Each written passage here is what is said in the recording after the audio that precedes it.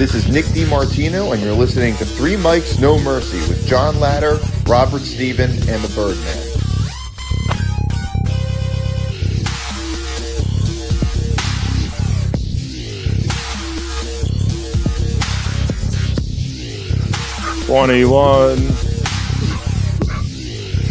Episode 21. Yo.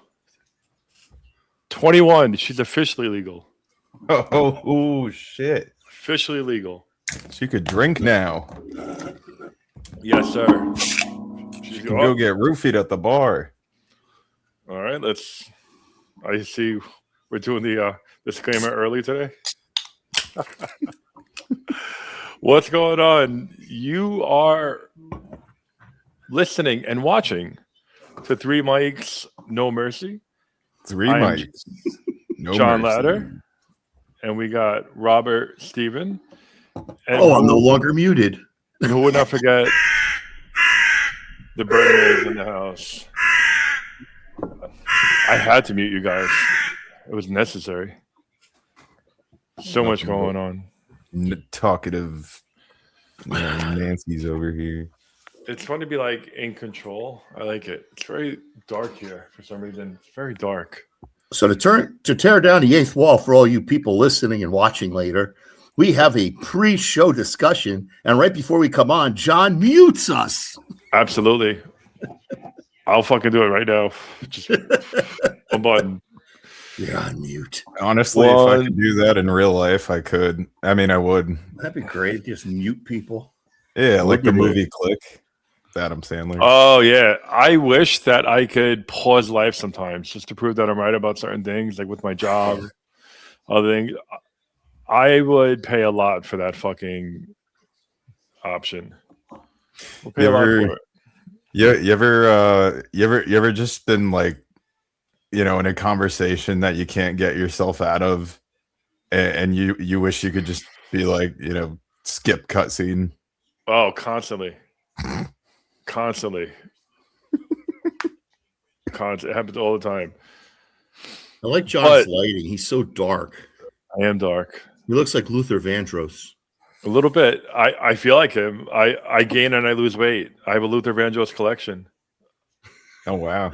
Oh, yeah. I got pants that sometimes fit me, pants that don't fit me. We got to give a big shout out to Alibaba. Alibaba. Check it out. 332 Essex Street, Lodi. Mention Three Mics, No Mercy.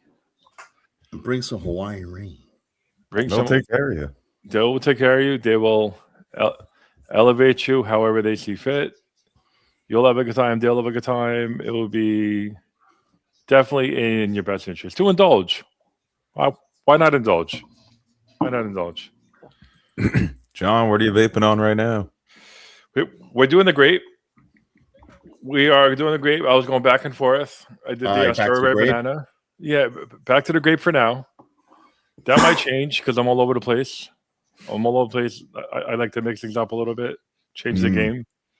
So, funny vaping related story. I was at the Taco Bell drive-thru last night, as part of my nightly routine.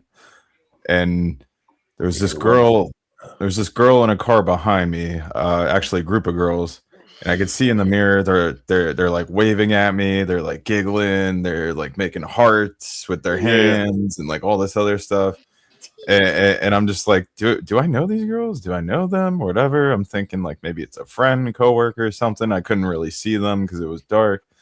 So then we pull up further in the line, and then they're giggling more. They're like, hey, and I like look out my window and they're like, oh my God, you vape too. And I'm like, yeah. We're all vapors. And then I kind of just turned back around because I was on the phone with my friend. So I'm like talking on the phone. And then like a minute or two later, all of a sudden this girl gets out of her car, comes up to my window, and she's like, hey, can I get a hit of your vape? Here. Try the flavored one. I was just so like bewildered. I just kind of looked at her and I was like, no, what? That's great. I wasn't gonna give it to her, And then I guess she felt like so embarrassed. She was just like, okay, never mind. Sorry for bothering you. And then ran back to her car. That's funny. Next time you got to tell her, you can get vapes at Alibaba. Yeah, right. That's what I should have said to her. I was at a concert and everybody mentioned 3 mics. You should have mentioned it. I was at a concert and everybody, what's up? I was just gonna say, like, well, first of all, she looked very young. She didn't even look old enough to, like, legally buy a vape herself. But honestly, you gotta give it to her. She's got some balls on her.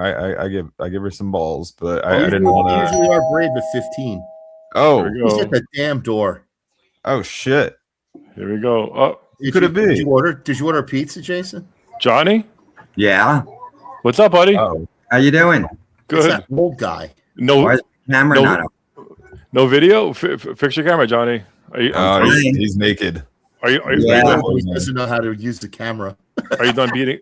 Are you done beating off? No. Okay, that's honest. He's like he was ready. He's like, go.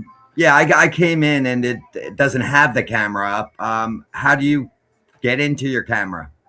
As soon as you log in, it tells you right there. Nope. Are you on your phone right now? Nope. You're on your phone? I'm on my laptop.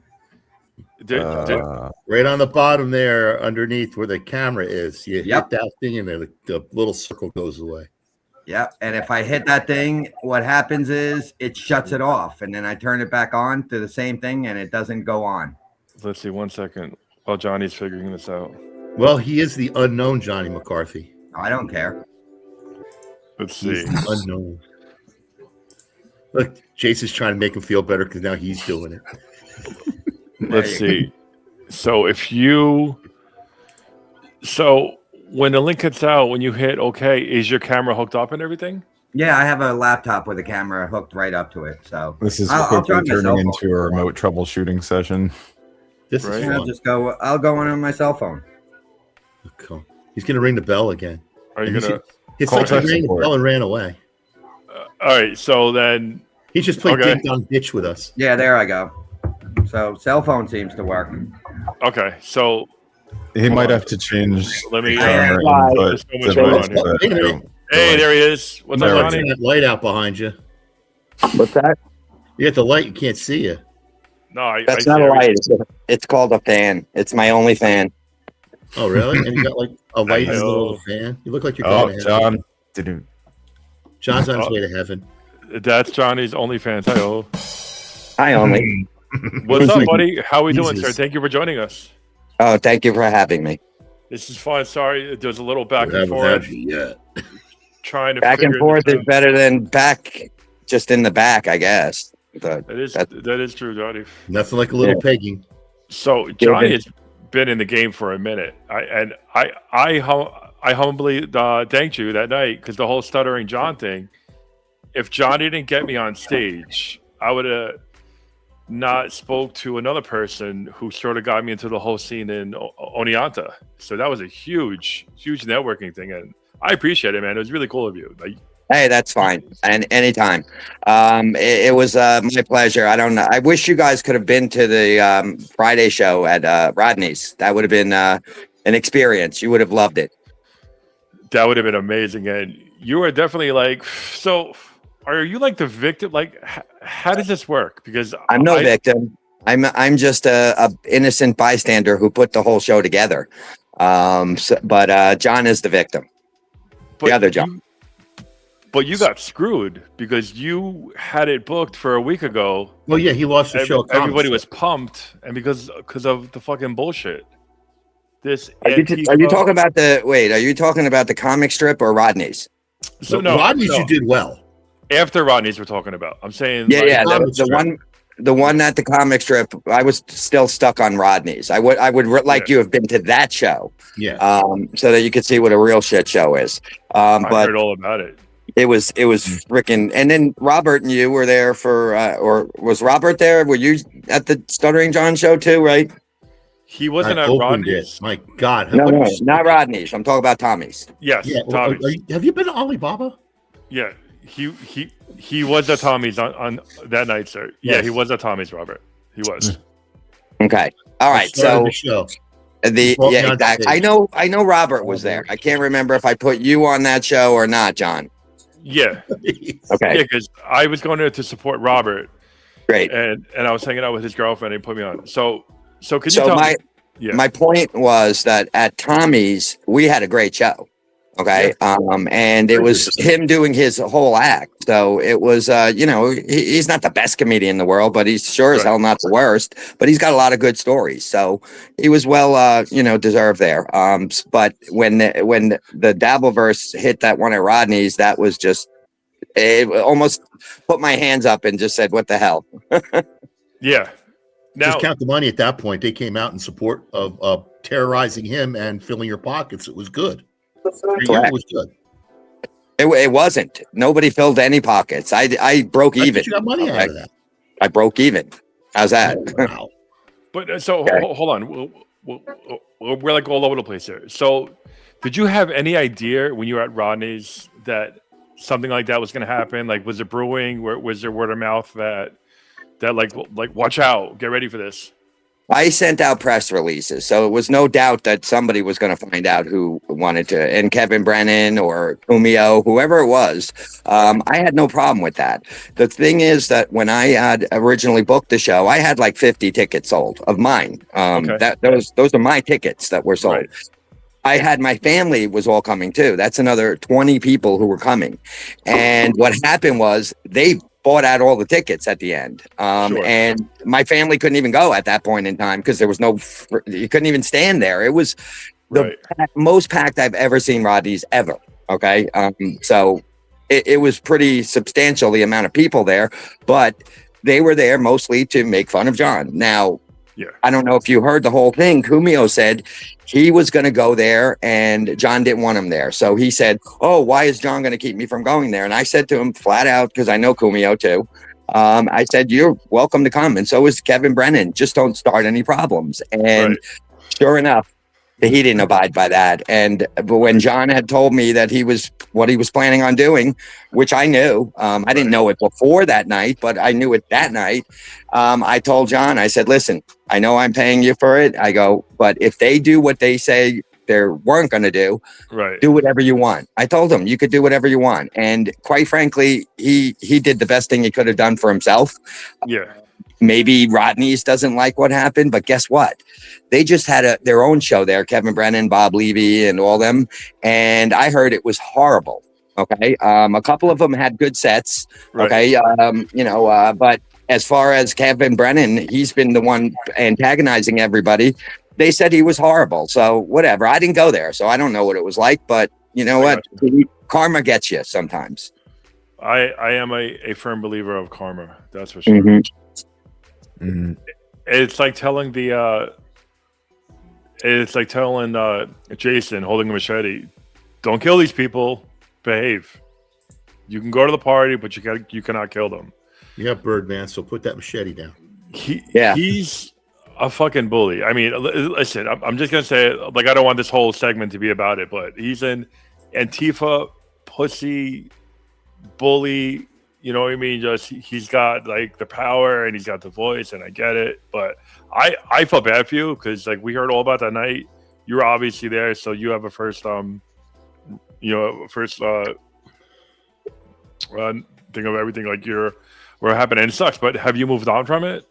Oh, absolutely. I don't care. Those guys don't affect me at all. I don't really give a crap what they do. I have my own life, and it's pretty unknown. But if they want to get involved in my life, I got really good lawyers. So the first thing that I would do is get a restraining order. The first time he breaks that restraining order, I'll make sure that it gets followed through on. So not because I'm afraid of him, nothing to do with that. It's the way to play the game. You like being Johnny and Nolan, like the mysterious of it. How many people were there? You had 50. Wasn't there like 160 people there that night? There was more than that. So how did you were booking it? How did you not make money? Well, it comes down to the way I was paid, I guess. I was supposed to be receiving 70-30 of the split. Yeah, that's what I figured. And if you did the math, you would say, oh, that's about $6,000. And you say, oh, well, that's not how it worked out, because the owner held me kind of responsible for the people walking out on their checks. And then Gino Biscani was complaining that I only paid him $50. He was only a feature. I don't understand what he was expecting. Plus, that's standard in the business. Even at Rodney's, when I asked the owner, he said that's standard. So, there was a lot of moving parts to why I didn't get paid as much as I can. But the guy at Rodney's wasn't expecting what happened. So I don't hold him responsible too much, but I won't do it next time like that. I'll make sure that I run my own tickets. I run my own thing, and I'll fill it myself. I don't need, I had to pay like a $500 fee just for advertising to be on Rodney's calendar, and the calendar didn't sell any tickets. So, you had to front 500. Yeah, it came right out of my pay. So whatever. Hey, listen, I did everything that I was supposed to do. I just need to know more what the clubs expect. Now, we know mutual people, Gene and L'Oreal, and the owners of Tommy and stuff. I have deals with them, and they're pretty specific, but it's all a handshake. Okay. You're right. The people you just named are trustworthy people from New Jersey. Exactly. And there's a difference when you go across that river into the city. I think we have just as many untrustworthy people out here, Robert. It's just that you got to put yourself in front of the trustworthy ones, and that's what I do. I don't know if you guys notice this, but if you ever go to the open mics, I do the same old shit all the time. Yeah. Okay, because I don't want people taking my stuff. It's happened. Okay, it happens all the time. So if I make it more personal, it's mine. It's a lot harder to steal, but I'm not doing any new material at places because I can do that at home. Main reason affecting my set, by the way, not being able to steal from you. Damn it! What's that? Actually, you're really affecting my set doing that, not being able to steal from you. Damn it! I think you stealing my thing would affect yours worse. So that's probably true. You might. I don't think you could do my set. I don't think it would work. First of all, I'm running across the field at Shea Stadium. I don't know if you'd have an easy time running there, Robert. Yeah, but I can masturbate. Well, there you go. That's a different charge, though. Hey, want to hear something really funny about that day at Shea Stadium? Yeah. That was all planned. That was all. Wait, hold on 1 second. So this is the Howard Stern. Like, let's just get the audio going. So this is something you did for the Stern show, correct? Not for the Stern show. This was for myself, but it was to get to something on the Stern show. It was to get John's job. John was leaving to go to Jay Leno, so he had a job. His job was opening up. So what I did, this is my bright idea. I'll go on this, jump on the field with a Howard Stern for President sign, and that'll get me the job. The first day I was his best friend. The next day he was telling me to take pleas. So he changed his mind, maybe a little bit of a political influence. Who the hell knows? But it was all over the news. So it was something that was, was all over. Okay. Every news channel was coming to my house, to my work, to everywhere, just to get a stupid story about it. It was a really dumb thing. And I didn't think it was that newsworthy anyway. But the funny part of that day, though, is while I'm sitting there and I'm going out, I'm getting all psyched up for this thing. Shea Stadium, the old stadium, had this long, almost like Giant Stadium, had the long escalators that go up. And at the top of the escalator, I see somebody coming down, big orange hair, and it's fucking Donald Trump. Okay. So he comes down and I tell him, oh yeah, I work for Stern, and and he said, oh, well, tell him I said hi. And I go, I sure will. And sure enough, he probably saw me do what I did and said, mate, that's a crazy guy who was I guess he really does know Stern. But wild. Whatever. That was pretty wild, I thought. And he was with, I don't know who it was at the time, not his current wife, but a different one. Right. But that was an interesting tidbit about that day, that I got to meet our not yet president, but whatever. It's a story. No, dude, it's a great story. Like, I was on Stern.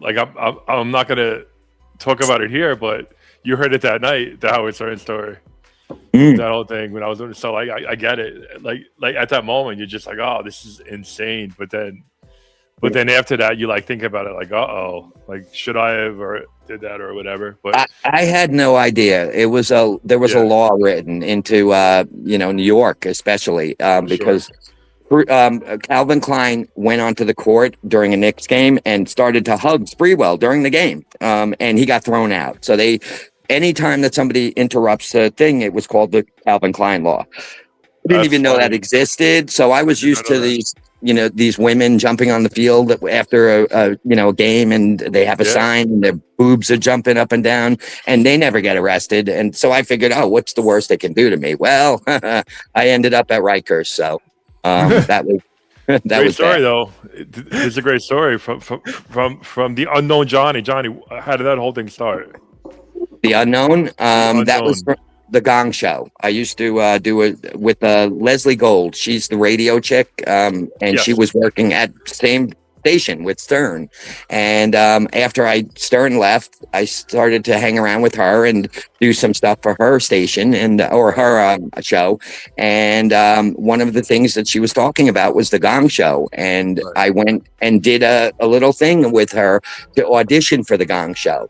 So I was in a wheelchair, and I was Willie Idol. Okay. And it wasn't Billy Idol. It was Willie Idol. In a wheelchair. So I'm doing a wheelie in a wheelchair. Okay. The whole time while I'm singing, dancing with myself. Okay. At the end of it, I fell on purpose. Okay. I went, way backwards. Right. And Chuck Nice, who was the sidekick for Leslie, he didn't know what was going on. And Leslie did know, but he didn't. And the look on his face, he ran over to help me up. And I'm like, I stepped up and jumped up on my legs. And he's like, I saved him, and then at that point in time, he knew it was all a prank, but it was fun. And I got to meet Chuck Barris. And after that, I came up with the character, the unknown convict. And it was all based upon the fact that the Yankee Stadium thing, or I'm sorry, Shea Stadium thing. So, Murray Langston, who's the original unknown comic, he probably doesn't like what I'm doing, but Leslie had the rights to it, so I could do whatever I wanted. So that was how the unknown came about. And so how did this translate into comedy, into doing stand-up? Well, when I was I'll tell you, when I was going through the whole thing with Queens, New York, as far as all the charges, I think DA Brown was there at the time, and they were talking about we're going to get him in jail for a year and all this stuff. So once I started to go into the news, I started to make jokes about it. And one of the jokes was the Mets were in last place that year. I jumped on the field at a Mets game and they threw me in jail. They should have threw me a glove. And they loved it. They loved it. They were like, oh, okay. So as the news loved it, but the police and everybody else hated it. So what they did was, until my probation was set up in New York, they weren't letting me go back to New Jersey. So I had to get a hotel in New York up at about 170th Street in Washington Heights. And it was a shithole. Okay. So I'm walking out one day and I'm just walking down Broadway and I see a guy out there flyering, and his name's Danny McDermott. And he's a comic out of LA now. And he was like, hey, I think I recognize you. And I go, well, did you watch the news tonight? And he goes, wait, the Mets game? That's you? And I go, yeah, I'm stuck in the city. He goes, why don't you come to the comedy show? So I went to the comedy show and he goes, I heard your joke. I thought that was funny. So I said, okay, I wouldn't mind doing a couple of minutes if you don't mind. And he said, no problem. So I did 5 minutes, which was probably horrible. It was the first time I ever really got on stage. So I would say it definitely was horrible. But do you remember what your first joke was? It was that one about the... so that was the first joke that you've ever said. And then the response you got, you're like, oh, maybe there's something here. Maybe I could turn this into something. Exactly. And then there's his partner, because he had opened up Comedy Soapbox, which is kind of a social media for comedy. And it's no longer, I don't think, around. But Steve Hofstetter, who's another big comic, was he was owner of it. And he did not like the fact that I got into comedy because of a publicity stunt. So he never gave me a second look. But whatever, he's looking at me now. There you go. And here's Johnny. Well, you got some stories. You definitely got some things going on. This is exciting. We're hearing certain stories where you got arrested. You couldn't leave New York to come to Jersey. You were like, they said nope. Nope. They said, and then you had to pay for the hotel yourself and everything. That's all on you. Yeah, but the second that I went on to the news, because now they couldn't go to my house and see. Their whole ploy was that maybe they could lose me in it. Right. So I found the news, and they came to the hotel, and they started to show cockroaches walking around. Within 24 hours, I had been released out of New York, and they didn't even. I didn't have any probation. There was no probation. Everything was a plea deal at the end, and it basically was, a weekend or so at Rikers, whatever it was, and it was time served at the point in time. So it was no big deal, But it's a learning experience, and would I do it again? No. Didn't like the cockroaches, huh? No, I didn't like the cockroaches. So you only did 8 weekends? Yeah. It was like a vacation, sort of. It sounds like a vacation. It wasn't a vacation. It was going there in the morning, going there actually at Friday night, and then Sunday morning coming out. And usually I was in protective custody, even though I said I don't really need to be. But they would have me in this area where you just go in and then you come out. Same place. You're not going around to eat with people. So it was relatively it wasn't very harmful. Let's put it that way. What was the food schedule like? Right. Well, the food schedule was like 5 a.m. Okay, so I missed the first night. I would get there late. Usually, I would go and have a couple of drinks with my mom at the diner, and then I would go there and basically sleep it off till the next day. Wake up at like 10 a.m. or whatever. After everybody's clanging, "Oh, it's chow time," I'm like, "You can have mine." I don't need it, and. And Sunday came pretty quick. There was never anything. I was never in jeopardy of anything. So right. Well, there you go. Well, so Johnny, so we're gonna go over our first topic here. So where we have you, because we want to get everybody's perspective. Okay. So, I imagine Johnny just walked up to the biggest guy and just knocked him out. Yeah, you would have to. Yeah. Well, that wouldn't work. Biggest guy looked at Johnny when he was eating his cake and he goes, "Give me your cake, gotta knock out your teeth." And Johnny said, "Yeah, I don't need no teeth to eat no cake." And then the guy knocked out his teeth. You should have. Well, they sent you to the jail therapist, right? Yeah, I did. I had to go to therapy. They said, go right down the hallway. And I was walking down the hallway and I went into the therapist's office, and it was a guy named Bubba, and he said, "Take your pants off." And I said, "What the hell?" And then he tried to tried to grab me. But the thing that I didn't realize is that it wasn't a therapist. There was a hyphen between it. It was the rapist. So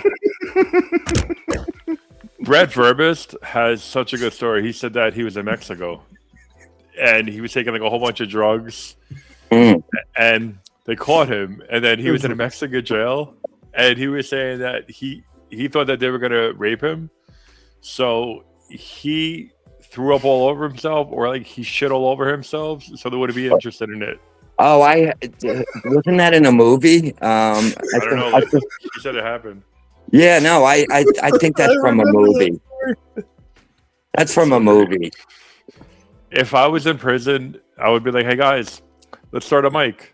I was in prison once, and I made paper mache like fake guy, and me and another guy dug our way out and swam out of the prison, and ended up on a beach. Fantastic movie. So Johnny, that was a movie. So Johnny, here's the first topic. Johnny, leader of the skinheads. Have you heard of Olivia Henderson? No. Olivia Henderson, she used to work for DoorDash. Okay. And like the Uber Eats.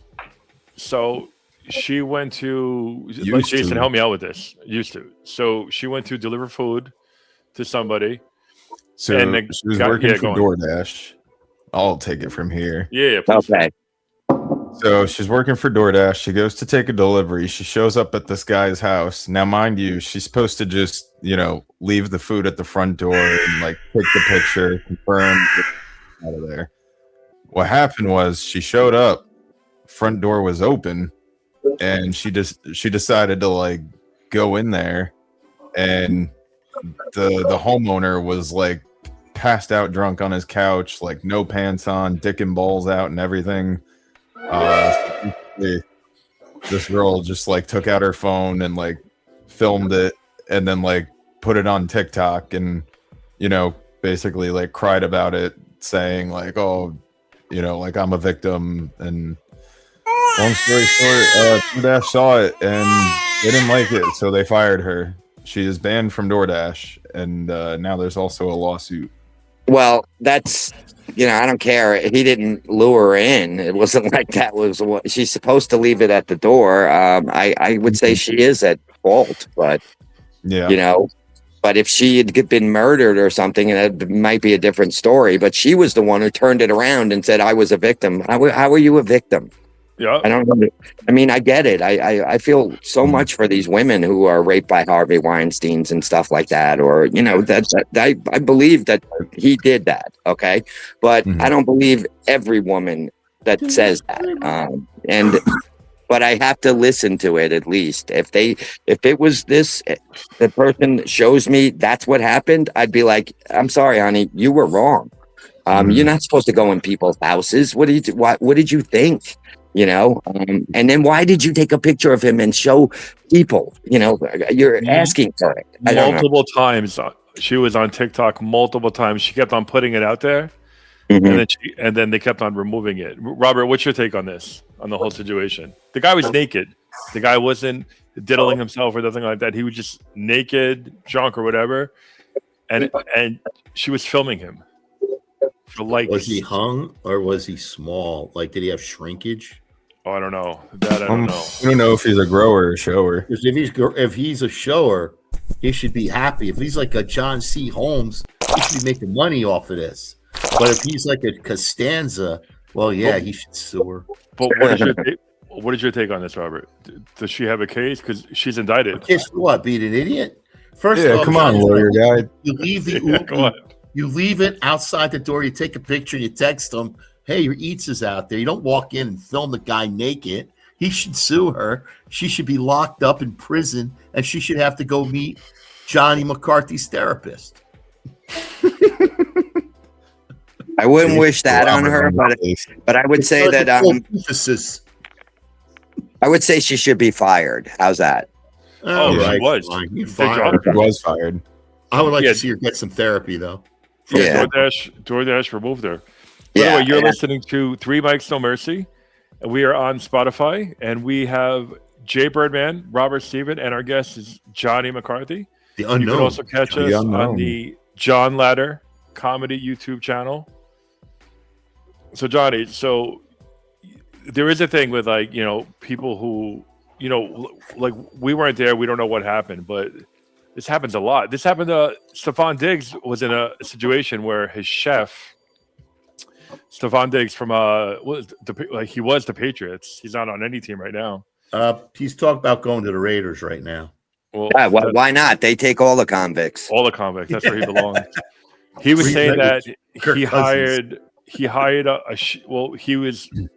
he was messing around with this girl, and she happened to be a chef, and then they were sleeping together, and then he hired her as his personal chef, and then she's saying that he strangled her, he did all this crazy stuff.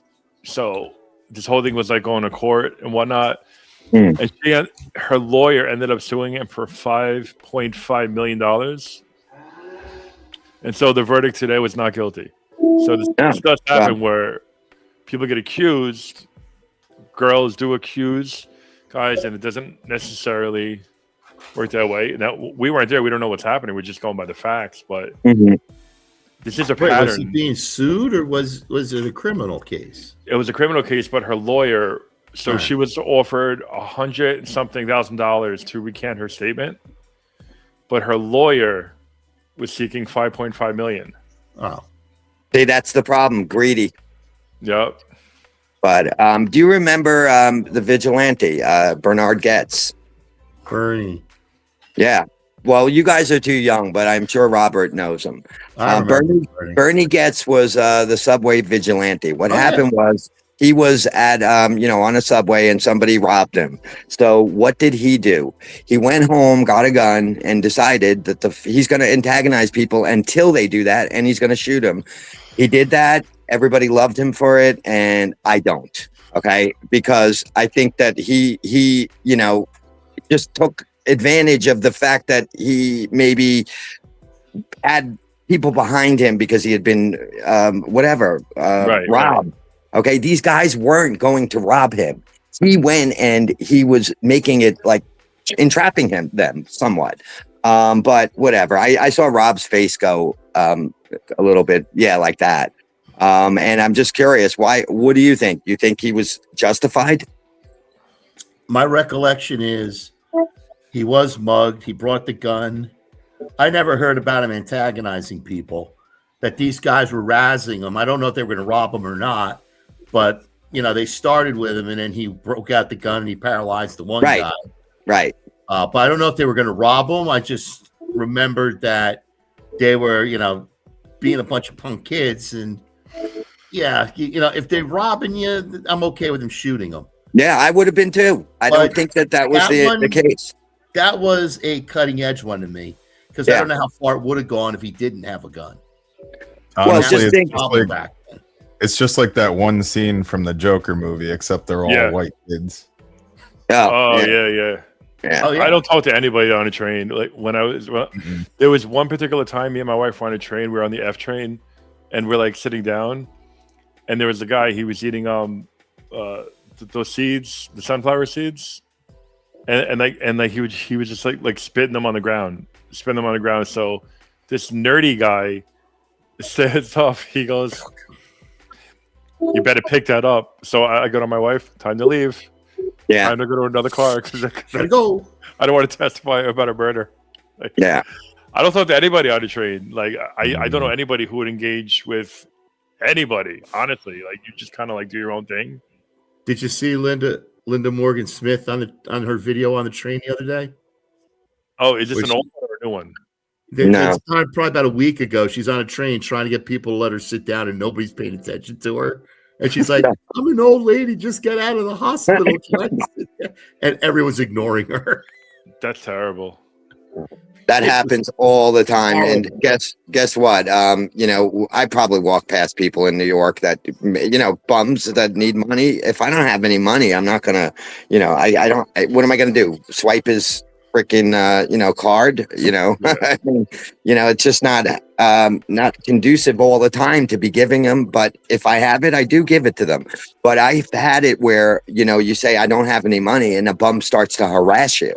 Okay. So I've had that happen several times, to the point one time where I was in a car. Okay. And as I'm pulling away, the guy, because I gave him, I think I had like 75 cents.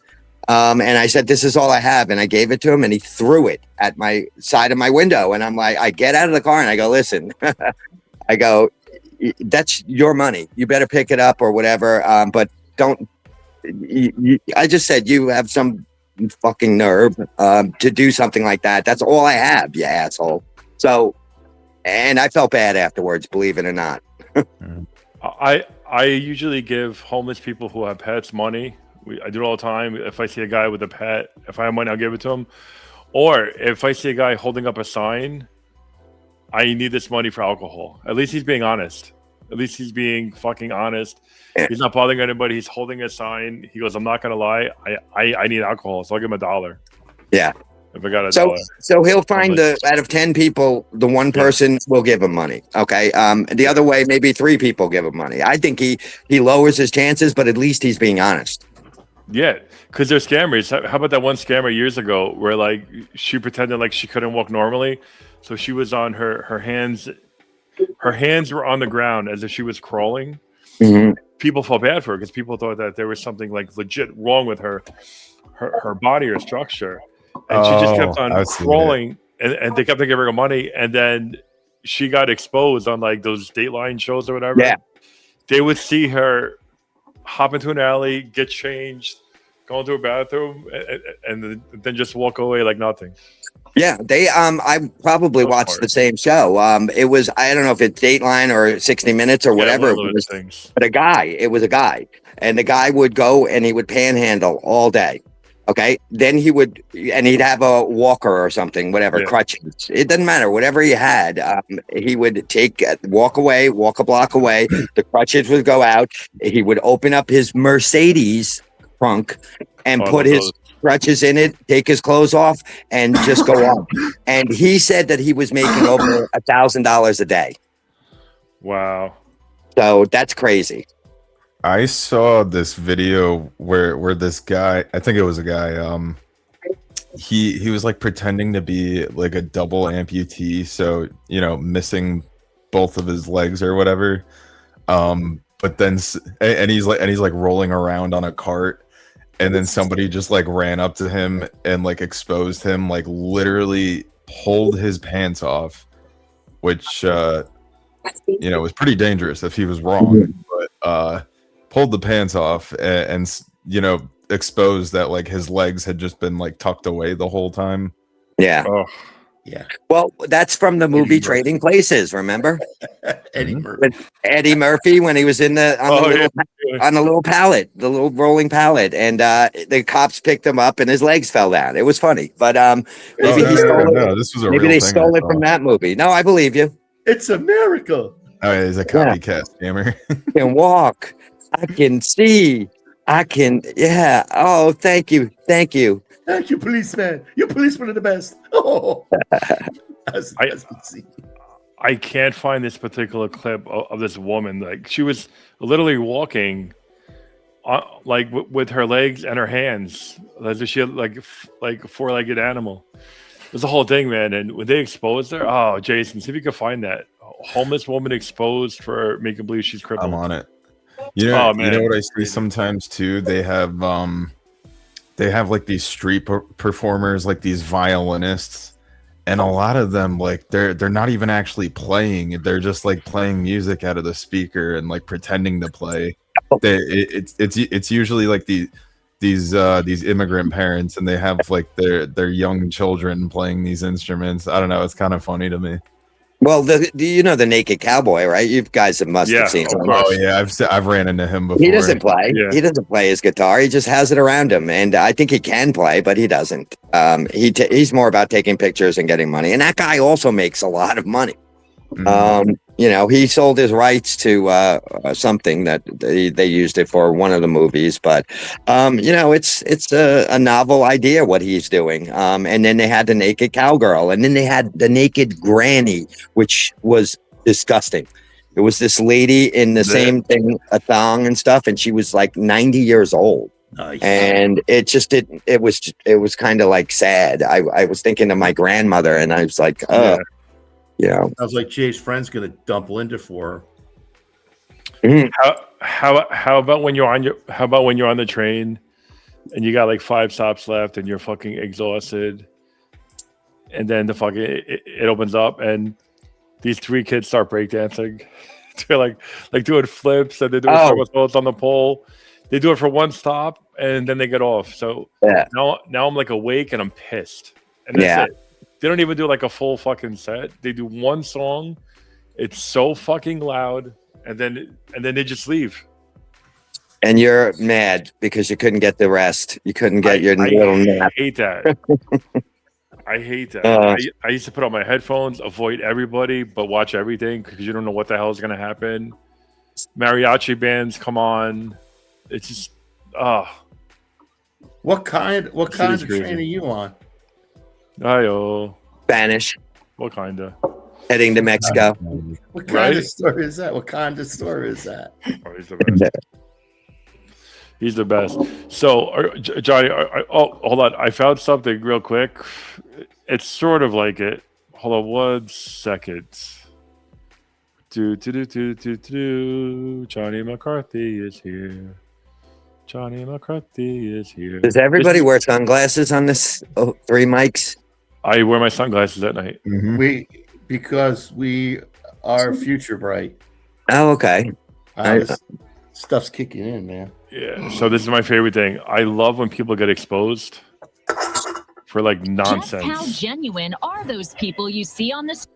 This is the woman asking for a handout. I love Day this. after day, we watch this sad, pathetic woman hobbling on crutches and shaking her cup for donations. And boy, did her cup runneth over. Yeah, here you go, okay? Her territory was the Avenue of Avenues, Fifth Avenue, where stores like Gucci, Prada, and Tiffany's attract wealthy and apparently generous shoppers. One after another, we saw them dropping cash into her cup. On busy days, she averaged an amazing 50 donations an hour. She That's how you make money. certainly looks like a sad and desperate lady, but we were a little suspicious, so we followed her. Here she is, getting off a bus in Queens and hopping into a minivan. But it's a totally different looking woman that emerges when the van pulls over. Why, it's a miracle. Here she is, walking perfectly fine. And of course, the crutches are gone. She's walking, no crutches, nothing. Wow. Do you believe in Jesus, our Lord and Savior, that he healed her for like $50? Do you think he killed her? I don't know. Like, how much money do you think she made, Jay, in like a day? $1,000 easy. Bro, she was folded over like a lawn chair. Yeah, she was. Like, that's okay. listen, she's taking all the liberals' money. Good for her. She went Pacino. She committed. All those progressive left-wing crazy yappers that want to help everybody. That's what happens to you. You're giving your money to a perfectly healthy woman. She's taking donations for her religion. I love when they get exposed, though. It's my favorite because you feel bad for these people, and then it's like bullshit, and you're like, shame on you. Remember that show, Shame on You, where like Help Me Howard or some shit? I love that. When he would like out people. We need more of that right now. Johnny, our next thing is going to be tipping. Jason? Tipping over? No, Jason. So Jason was talking about tipping. Jason. How it's gotten. Jason doesn't tip. There, Jason? Jason, explain tipping to us. Oh, me? I never tip. Yeah, I think tipping has gotten so out of hand. No, every time I get the bill at a restaurant and like I write down a negative tip, like they owe me money. Yeah. He does. I know he likes it. Does. I hate when I'm at like a fucking. But he gets Starbucks. tips when he does it. He does. Yeah. I don't like when I'm in like a Starbucks and then they give you the scanner and they just show it to you and they're like, and they hold it because they want you to tip. Like I tip on my own. I hate this pressure. Like if you don't tip, you're an asshole. I do it all the time. But when they have it in your fucking face, I hate that. That's the problem nowadays. It's gotten so out of hand because nowadays, like every time you go to buy something, like every place they have like some sort of point of sale system. $1 for this, $1 for that. You want to round up? Yeah, do you want to round up? Yeah, that's always great. Yeah, it doesn't matter what it is. It's always asking for a tip. Like I've been at concerts, like buying stuff at like the merch booth. Yeah, and like you would never expect to like tip anyone there. No offense. I would tell you one thing, Jason, about that. I agree with you, Jason. When you used to work at a Mets game or Yankees game, anything like that, the vendors were never allowed to take a tip.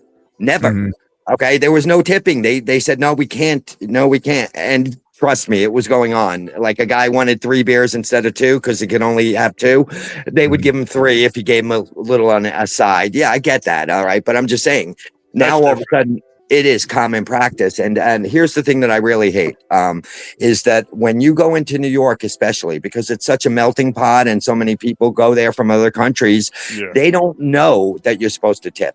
Germany, they don't tip. Okay. Germany doesn't tip at their restaurants. Okay. That's not how it works. So they come here and what happens is they aren't used to it. So what they implemented was automatic tips. Okay. So there's an automatic 18% gratuity. Now, for people like me and you who are there, my mother, one time we were all at dinner together. She picked up the bill and she said, "Oh, what would the tip be on top of this?" And my aunt said, "Well, it's 18%." So my mother left 36% tip because it was already included. And I said, when I saw it, I go, "That's fucking crap. Hold on." And I went to the waiter and I said, "Who's in charge here?" And he got me to the manager. And I said, "Listen, my mother already tipped when you first brought out the bill. Why would you accept some more of it?" "Oh, well, maybe we thought we were doing good." Yeah, we thought you were doing that good. Give me my money back, okay? And so I don't think that's right either. Yeah, no, it's insane. And I've even seen like at a self checkout, like on the screen, it asks, "Do you want to leave a tip for the crew?" I'm like, leave a tip for what? I'm doing the work. Yeah. What did they do? It seemed. Oh, my friend. Do you guys know Chips Cooney? Chip who? Chips Cooney. No, that sounds. Robert, you should have known him from probably Comedy Cove, but he wasn't there for that long. But anyway, Chips Cooney does a joke about Dunkin' Donuts. He goes, "Oh yeah, the guy at Dunkin' Donuts, he pours my coffee and he goes, if you want to leave a tip," he's like, "Tip? What, are you kidding me? Wait, hold on. Did you just, he went like this on the coffee. Oh, do you need to sit down for 5 minutes? Oh, because that's, it's like, it's true. How hard is it to do that? Really, we're going to leave you a tip anyway. Don't force it on us." Right. Bill Maher said that this whole tipping is getting out of hand. This is like years ago. He was talking about, he goes, tipping is crazy. He goes, I was at the dry cleaner and there was a tip jar. So Bill Maher is like, what's 15% of Bloby? it's crazy. Oh, that's good. Yeah, it's like now all of a sudden they're pushing it for like all these different services that you would never expect to tip for. Yeah, like Chase was talking earlier, when you're at the merch stand, they don't even let you know you're getting the tip until you look at it later. It's like, "Oh yeah, it's $40 for a t-shirt." And all of a sudden you're like, "I remember spending like $52 on this t-shirt." Okay, what? A tip? Yeah. And they put it in for themselves. They don't even let you know they're doing it. No, it's nuts. I spent the whole night at the strip club last weekend, and at the end of the night, they still wanted a tip. Yeah. How much did you spend at the strip club before you wanted? Put him. Anyway. Sorry. Jason moments like that. But not the one they were expecting. That's usually the Robert Steven button. There you go. I don't want to say the name of the place, but Jason knows this. There was a former mic that we used to go to on Thursday nights, and we like when you buy something, whatever, because you have to get a 2-drink minimum or like a food item or whatever, and so you use your card. And they found out that they were adding tips on their own. Oh, here's another one. Hey, this is Rodney's does this, and the other place does this too, because I saw it both times. They have the $20 minimum. They add a tip on top of that, 18% on top of the 20, and I'm like, wait, hold on. The $20 minimum doesn't mean $20 anymore. Yeah. Okay, it means that it's $20 plus 18%, so it's $21.80 or whatever, or I'm sorry, $23.60. But that's not fair. I don't think that's fucking that alcohol is expensive. I don't drink, so I save a lot of money going to clubs. You guys would know better than me. Clubs, I know Jason definitely drinks. Yeah, Jason definitely. Who, me? Yeah. He smokes, he drinks. He inhales. There you go. Smoke. My wife was a waitress in Brooklyn like years ago. Eats M&Ms. And there was a whole bunch of people that came in, and they were pain in the asses. So they left 75 cents on the table, 3/4, right? My wife's like, whatever. She picks it up, carry on. The girl comes in. She's like, I think my sister forgot 75 cents. So oh, you got to be shitting me. My wife's like, here. People are like, it's insane. Yeah. I do tip, but I don't like when there's a pressure to tip, when they turn that thing like you're like an asshole. Like when I go to PNC, I tip $1. If I'm going to get 2 drinks and if it's like $42 and then they have the balls that say you want to tip, $1. This is what you're getting. Imagine two drinks, Johnny, $42. Yeah, that's crazy.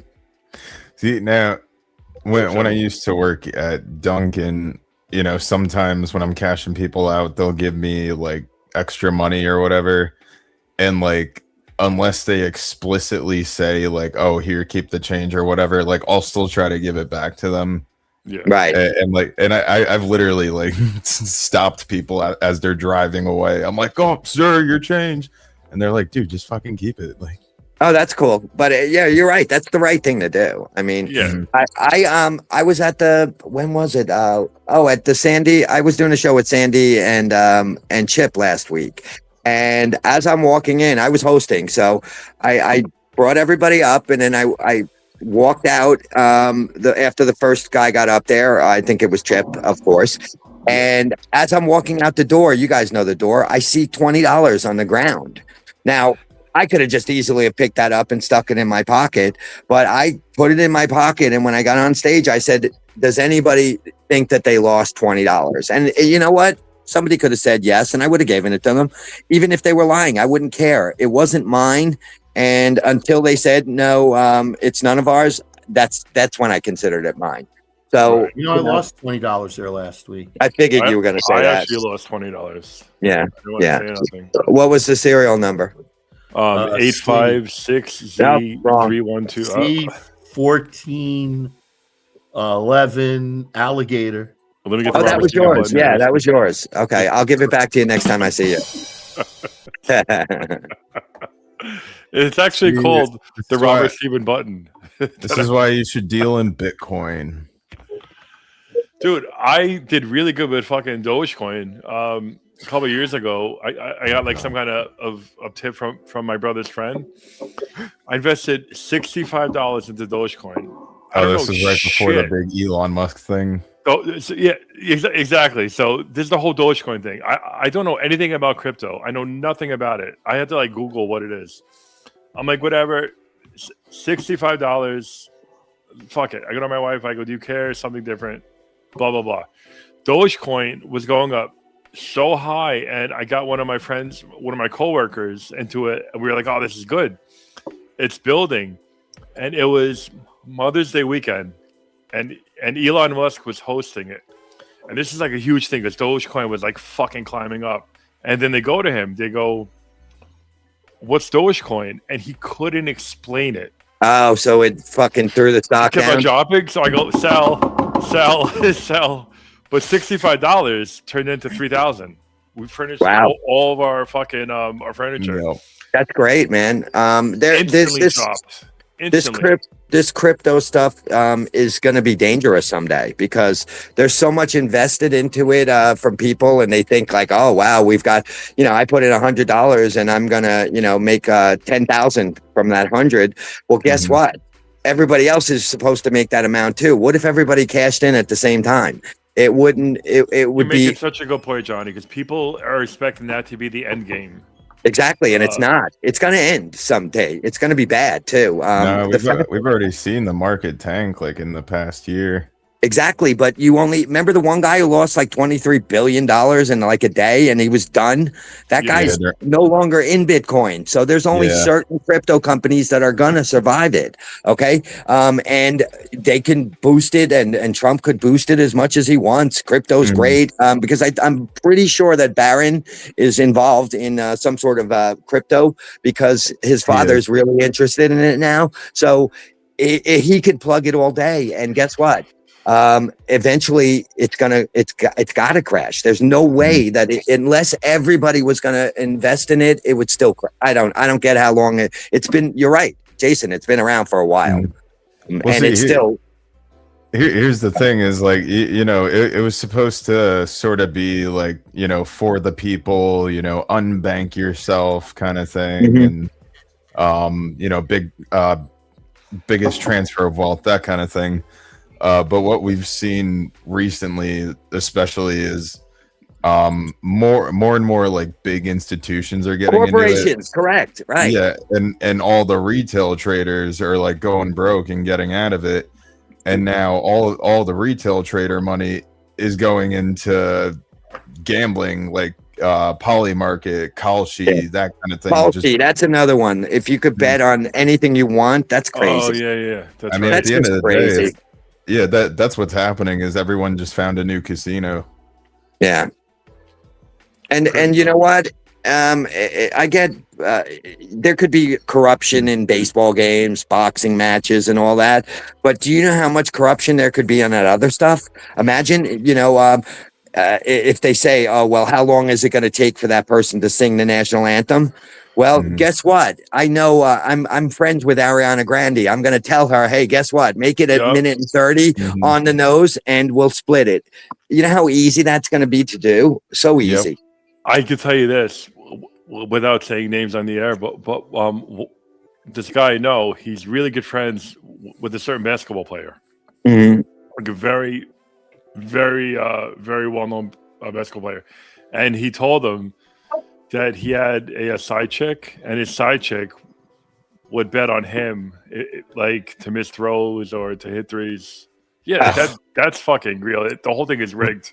Wasn't there like a whole scandal recently in the NBA and like Chauncey Bill what's his name? Chauncey Billups? Jesus. Yeah, I'm clearly not a sports person, but didn't that happen recently? A bunch of NBA players got caught like, kind of rigging games to like, win big gambles. It's been happening for years. It's like the beginning of every Martin Scorsese movie. Everything goes great. And then people get greedy and they get sloppy and they do stupid shit. They tell too many people. Just a couple months ago during the Super Bowl, some guy like bet on himself. Like, I saw that. Yeah, he bet that somebody would like rush the field during the halftime show or something like that during the game. It was him. And then he himself made a wager that somebody was going to run onto that field, and he himself ran onto that field. And did they get rid of the bet? No. It was honored his bet, but he had to pay courts and all that shit. But he made well more than enough money to like bail himself out and pay all the legal costs. So he's doing okay. Everything is rigged. We're at MetLife over the weekend for the triple crown thing, and the fucking horse that won, not a single person had that horse. There wasn't a guy yelling like, "Yes!" Not a single person at that racetrack won with that horse. Crazy. Yeah. So that means that somebody won a lot. Yeah. Absolutely. For a second, John, you looked like you were turning the video into an episode of Cribs walking around your house. No, I needed some Gatorade because I'm a little parched and I have to wake up early, so I need my electrolytes. No, he's setting up his other camera for his Cam Girl website. Well, we got to. That's the unknown part. A little plug time. Johnny is going to be Saturday, May 16th at Whiskey Road. Johnny, what can you tell us about it? First of all, is that you, that picture? That's totally AI generated. Oh, absolutely. I'm not lying. You look very dangerous. This is a good one, though. I texted you earlier in the week. I said, you should use this picture. I do. I use it for my comedy headshots, but not for. I can't use it in acting because if they see that, they'll laugh. Like Jason just laughed. They'll do the same thing. So I realize that we don't do AI in headshots for acting, but for comedy, man, people are making flyers out of it, and it's just crazy. Anyway, this show at Whiskey Road, you want to know about it? Yeah, please. Okay, well, it's part of the Meadowlands Comedy Club series. The guy Joe Losner, I don't know if you guys know him, but he put together the festival this year, and this is an after effect of it. I met the owner, really, really nice place, nice guy, and it should be a lot of fun. Plus, there's another show that's coming up. Robert knows when that show is, the one with his buddy, Don Jameson. Same night. Same night? That's your friend. Night. Yeah. Well, I guess we won't be doing both shows. I love Term Major, by the way. I love Term Major. He's so good. Yeah. I just want Razor. Okay. I just wanted to plug your stuff, Robert. You should plug my stuff after competing against it, Pepsi. No, that all happened by accident. Well, I know it because you just said you wanted to do both shows, and all that marijuana smoke. You're like, oh wait, it's the same night. Yeah, Robert That's looks the like danger of the devil's lettuce. Robert looks like he's being plugged right now by Don Jameson. Look at that picture, Jason. Jason, look at the picture. With his right thumb. Like Robert's being plugged right now by Don Jameson. With his right thumb. We're both being. You don't see it, but we're both being plugged by Jim Florentine. You just can't see Jim in the back. So anyway, that's why the bird is staring down there. Robert, just to give you the little heads up on that, I don't go on at whiskey until 8:00. Your show starts at 7. I can do both. Just make sure your sister and brother-in-law. You heard it first. You heard it first. Johnny will be there. I will be there. Trust me. But make sure your family comes to our show. No. How about if they go to both? That works for me. Look at that. Okay. But I love your brother-in-law and your dad and your brother all named the same. So Johnny McCarthy is going to be Saturday, May 16th at the Whiskey Roads. Definitely check it out. 152 Washington Avenue, Little Ferry. And then after that, he's going to mosey his way down. Well, no, we're first. You got it backwards. Same shit. I know. Same shit. Two amazing shows that night. Don Jameson and friends of Robert Steven, May 16th. And David Lawrence will be on our show too. Nice. Oh, cool. Another friend. Nice.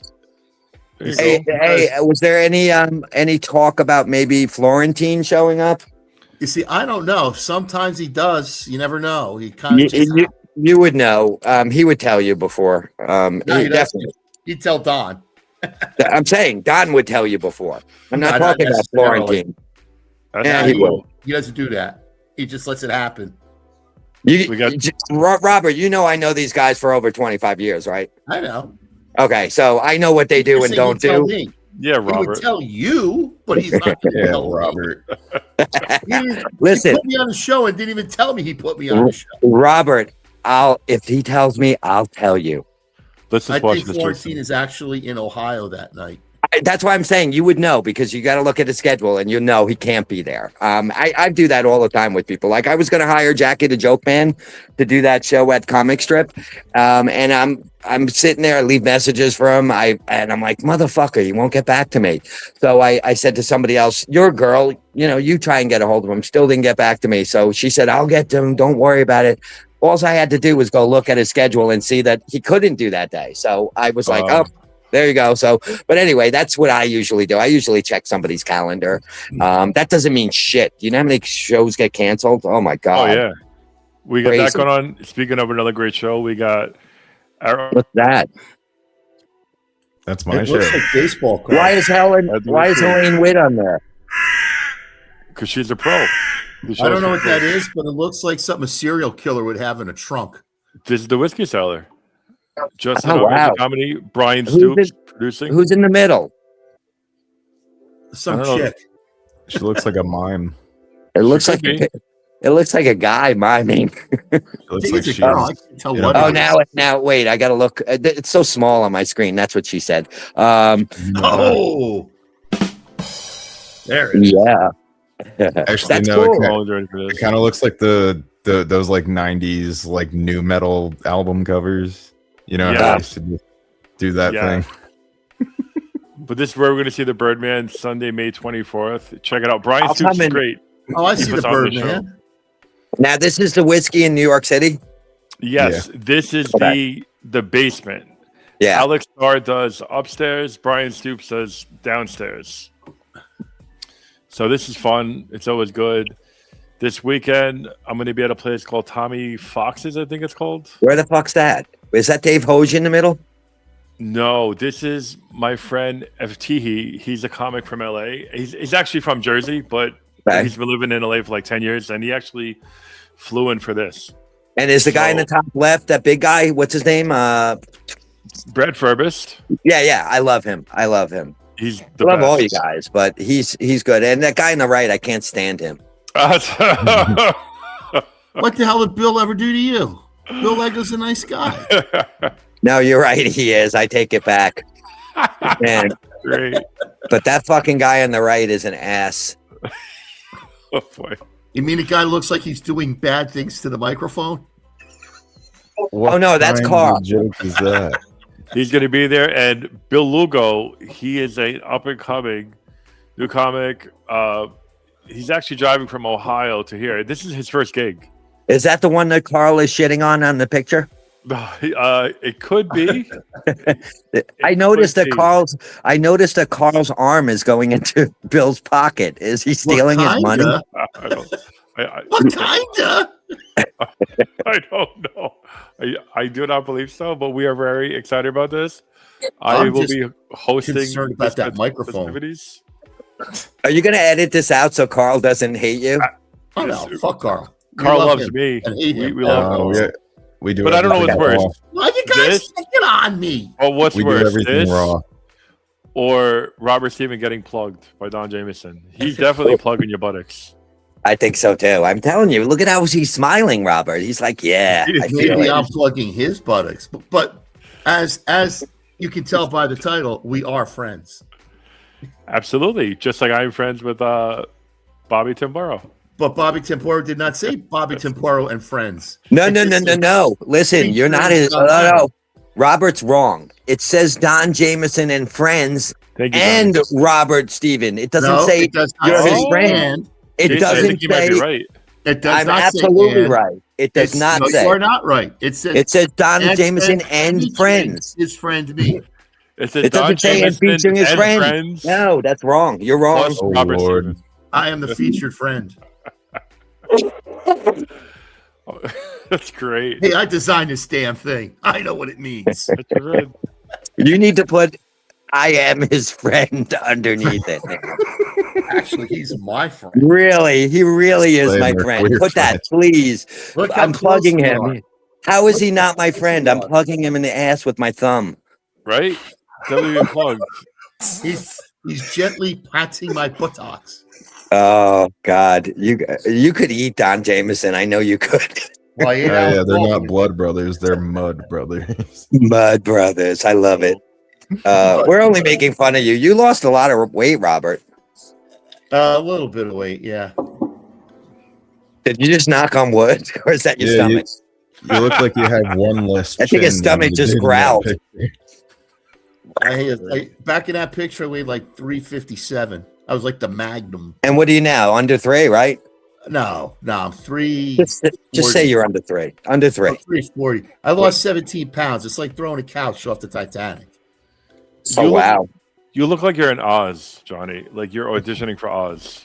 And if I show you the picture that this AI picture came from, it's pretty close, except they just gave me a bit of a tan, which, and it definitely, I'm not going to fucking sit here and lie. I'm not that fucking good looking. Are you kidding me? He looks like Professor Xavier. I think you're good looking for an ugly guy. Ugly, man. Johnny is great. Your family, you are the worst looking. Your family's really good looking. I'll give them that. Ew. Oh, I wish I could have did a joke about that was your uncle. Which one? Your brother. Bert? He had like his father, his brother, his sister, brother-in-law. Bert. Who is Bert? Bert used to be married to my sister, and I believe that they were divorced, and somehow they're back together again. So that's what I think that is, and it's whoever John named him Bert. That night. Who named him Bert? Johnny did. John did. Stuttering John, yeah, because that was fucking brilliant. He does look like Bert. I was going to call him Uncle June, but I'm sure he's been called that at least 85 times in his life. So I don't think it would have hit. Because I was doing the whole thing about Capolini. I was like, I didn't know the difference. Uncle June could have told me. But then I was thinking, like, I'm sure he's been called that so many times where it would just be like corny. I want to stay away from it. But Johnny's been good. Johnny went from the Mets to the Gong Show, comedy. He was in jail. He couldn't go from New York to New Jersey. Dabbleverse. Johnny is still here. Yeah. Johnny is still here. Well, hey, Johnny, thank you so much for coming. We absolutely appreciate this. Anytime. This was very fun. And it feels good to put Robert in his place sometimes. I feel like he needs that sometimes. I think Robert. I think it gives people more integrity when they can fight back from that. You know, I'm not saying that it's always fun. But I wouldn't hurt that guy. He knows it. Who? You, dumbass. No, putting him in his place would be putting him into a retirement home. Owes me $25. Oh yeah, at this point. Who owes you 25? I do. You Lex Luthor. What did I do? We'll talk about it privately. You owe me money, but I'm kidding with you. Did I forget to pay you or something? What's the deal? You got so sell this on air. I don't give a shit. If you would have told me I didn't pay you, I would pay you. Are you kidding me? You would. It's just more fun to do it publicly. Oh, I don't care. By the way, I love you like a brother. Oh, but wait, I found $20. So okay, all right, it's yours. Okay, now I owe you 45. Oh man. Oh, and the marijuana you gave me and took back. Don't forget that, you Indian giver. I never gave it to you. I just used it as a prop on stage, and I said, "You're not keeping that." I don't know. You said, "Here you go," in front of 50 people. No, you were talking about doing. You were talking about doing gummies, and I said, "Oh, I got those too," and I put it down. See, and you put them in your pocket, and I said, "You're not keeping those." But anyway, at least I got your sister's coconut cake. That was good. Very nice. And next time I don't pay somebody, tell me, because I fucking am a staunch believer in that everybody That's why I busted your balls. Did I pay you, John? Did I pay you? Johnny came up to me after just putting me up there, and he goes, "Here, you're a paid comic." I was like, "Oh." And you gave him my money, you bastard. And I'm totally. I enjoyed every moment of it, Robert. I wouldn't do it on purpose. I would never do that on purpose. I know you wouldn't. That's why it's fun, because you were so. Johnny is great. You were so ripped and gaga and busy that night. I was like, I got to bust his balls when I get the chance. Oh wait, hold on. Let's bust somebody's balls. How much did you pay me for the show I did with you? The $25 you didn't give me back. I pay all my comics next to nothing. I didn't get anything. Oh, you got paid. Wait, prove it. I'm not going to admit to that one. I'm kidding. The receipts. Douchebag. You want to see the bank? And I love you, man. Well, that is it for us. You have gracefully joined us, Johnny. Thank you so much. You are listening to No Mercy on Spotify. Come check us out on the John Ladder Comedy Channel. New episodes come out on Wednesdays on the Spotify. And, Wednesdays on YouTube, Saturday on Spotify.